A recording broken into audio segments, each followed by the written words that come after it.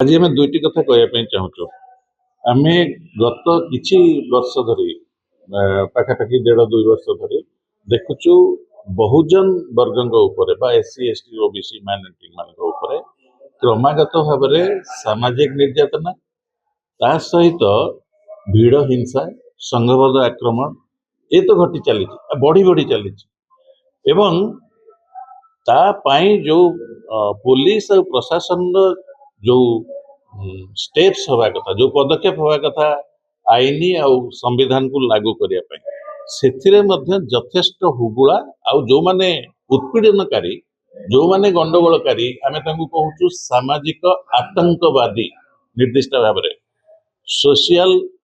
terrorist group सेमानंकु सुहाइला भलिया पदक्षेप नौ सो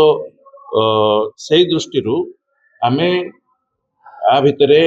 बामसेफ सहित द्वितीय प्रसंग हूँ बामसेफ जो राष्ट्रीय अधिवेशन को न करईदवा से गोटे षड्यंत्र अंश विशेष आउ जानी शुणी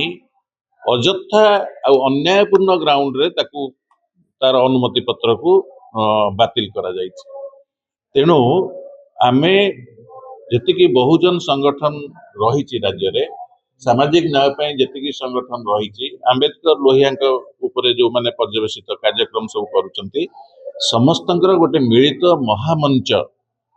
खूब जल्दी आमे एकाठी होउचु आ राज्य रे एई भली जो कार्यक्रम चलीची सरकारंकर प्रछन्न प्रोत्साहन रे